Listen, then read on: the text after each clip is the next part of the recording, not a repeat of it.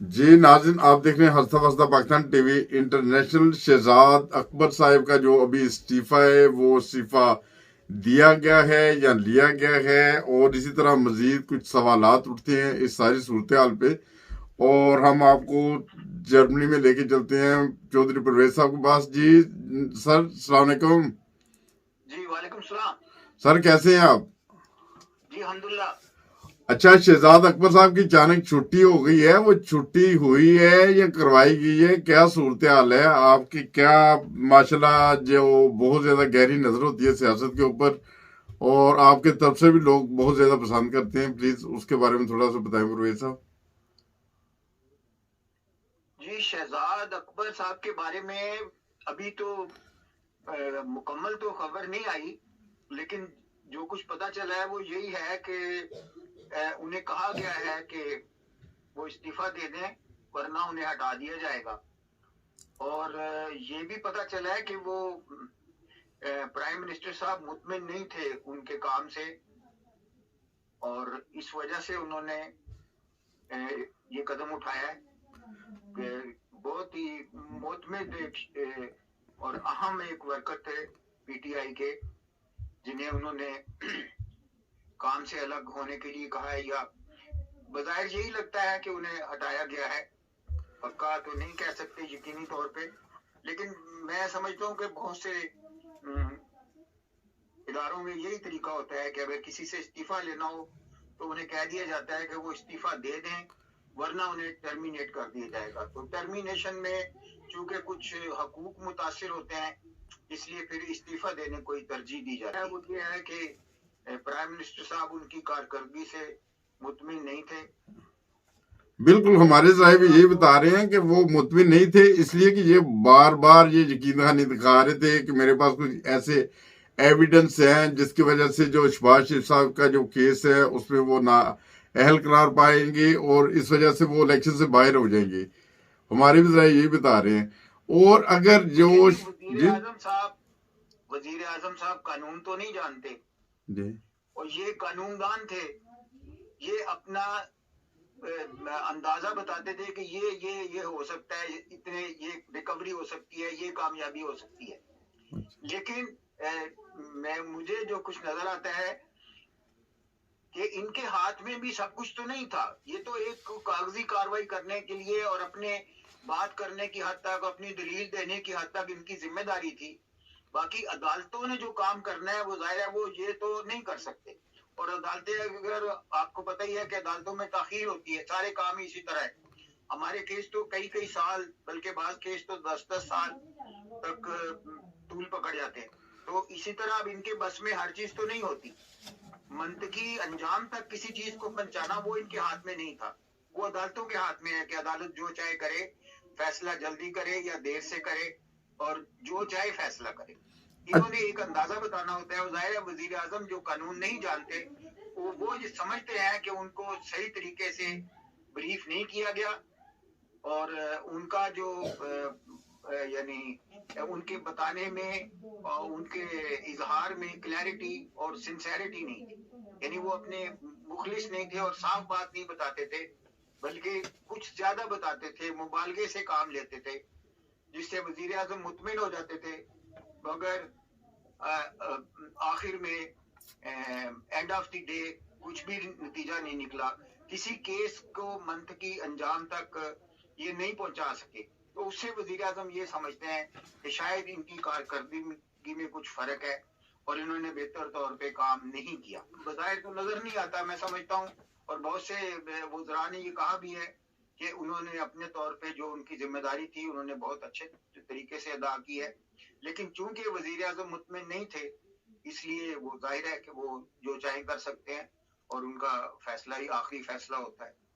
जी अच्छा सर, आपका कोर्ट कचहरियों से, अदालतों से एक लंबा अरसा आपका ताल्लुक रहा है, आप खुद भी एक वकील थे, और ये सारी सूरत हाल को देखे जो पीटीआई की जो ख्वाहिश लगती है, जो वज़ीर आज़म साहब की ख्वाहिश लगती है कि वो डेली के बेस पे इस केस को जल्द से जल्द लड़ना चाहते हैं और जल्द से जल्द इसका फैसला चाहते हैं, क्या ये मुमकिन है? ऐसा हो सकता है?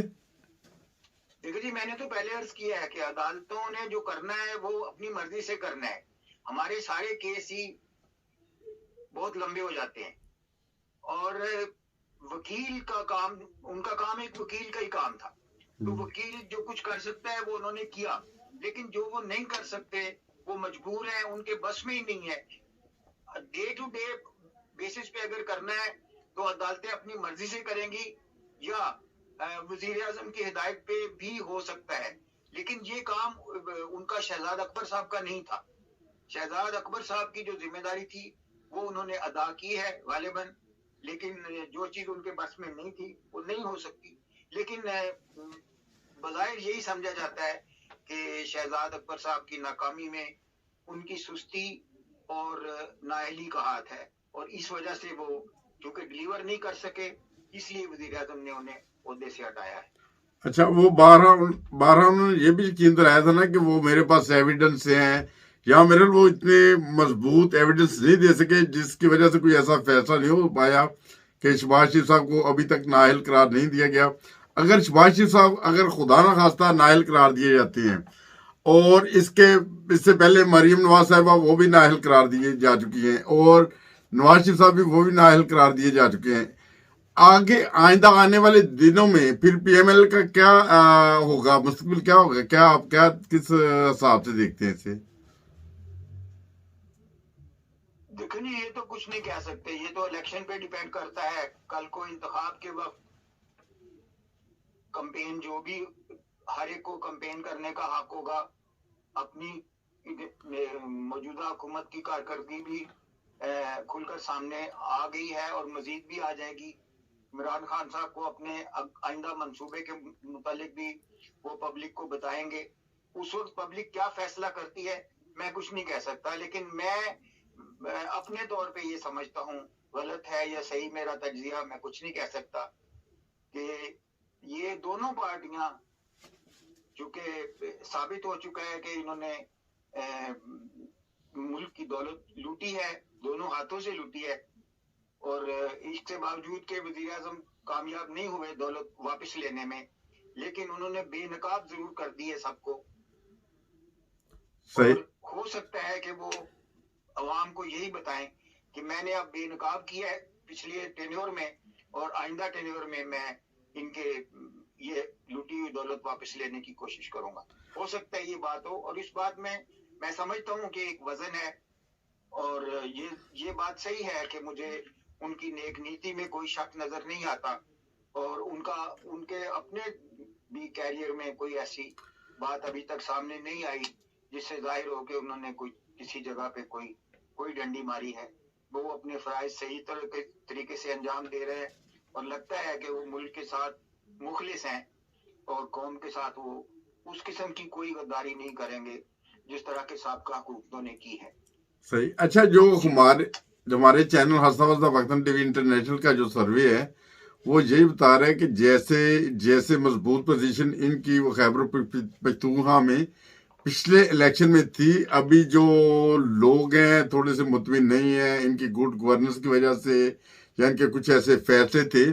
क्या आपकी नजर में भी खैबर पख्तूनख्वा आएंगे तो क्या उधर से जीत पाएंगे, अपनी वो पोजीशन बरकरार रख सकते हैं?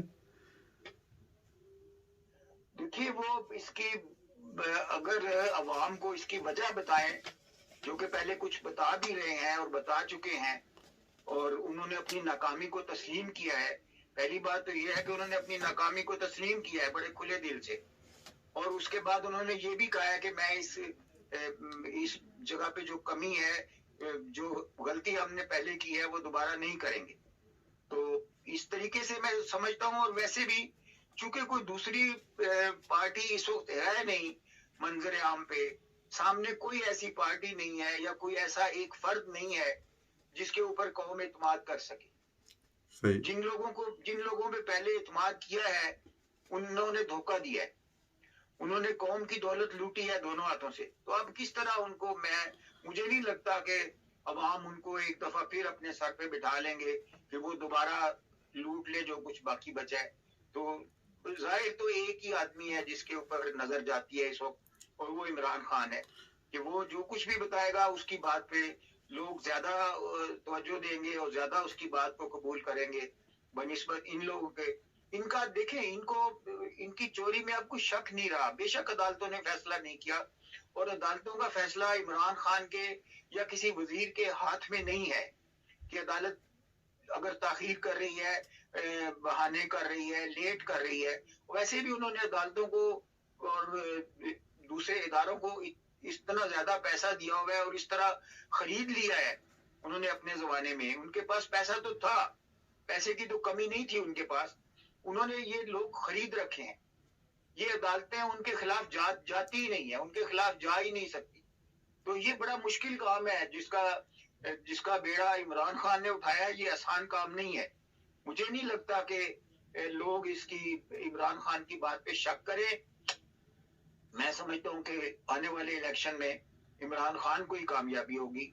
मुझे इसमें कोई शक और कोई कमी या झूठ नजर नहीं आता।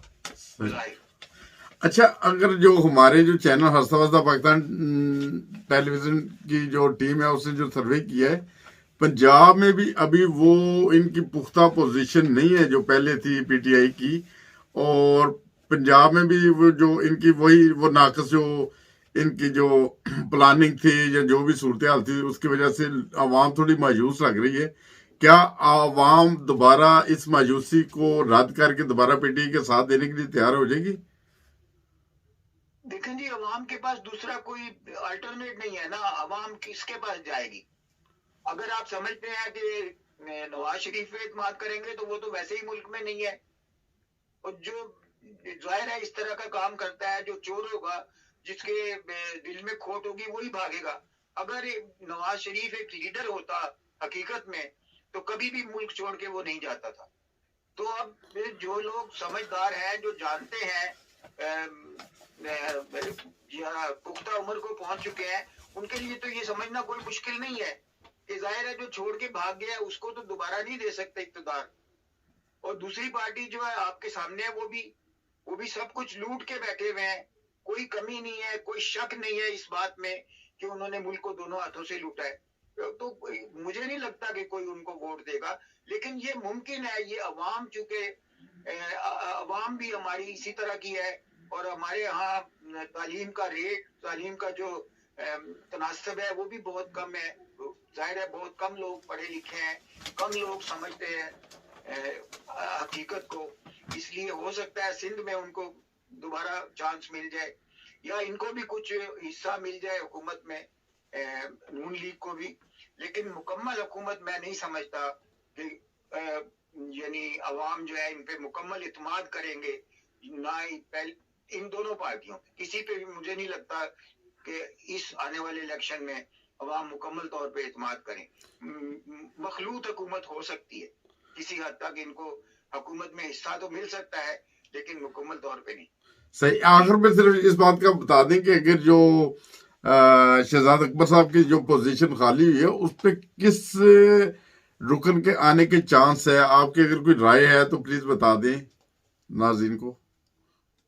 जी, ये मेरी तो मुझे अभी नहीं पता इस बात का, लेकिन कि किसको देंगे, असल में 2-3 लोग हैं, और इनके बारे में ये सुना है कि इनको कोई दूसरी पोजीशन दी जा सकती है। यानी शहजाद अकबर साहब को हटाया गया है।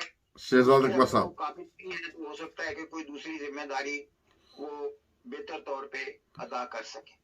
ठीक है, बहुत शुक्रिया सर, आपने टाइम दिया हमारे चैनल हंसता वसता पाकिस्तान टीवी इंटरनेशनल को। और आपका माशाल्लाह बड़ा जबरदस्त प्रोग्राम होता है, आपके साथ लोग बड़ा पसंद करते हैं, और उनकी ख्वाहिश होती है कि हम चौधरी परवेज साहब को अपने चैनल पे लेकर आए, हंसता वसता पाकिस्तान टीवी इंटरनेशनल पे। और इस तरह दोस्तों से दरखास्त है कि जुड़े रहे हमारे चैनल के साथ। मिलेंगे किसी और प्रोग्राम में, और अपनी कीमती राय से जरूर कमेंट्स में बताया करें कि आपको प्रोग्राम कैसा लगा है। बहुत शुक्रिया सर आपका। बहुत शुक्रिया जी।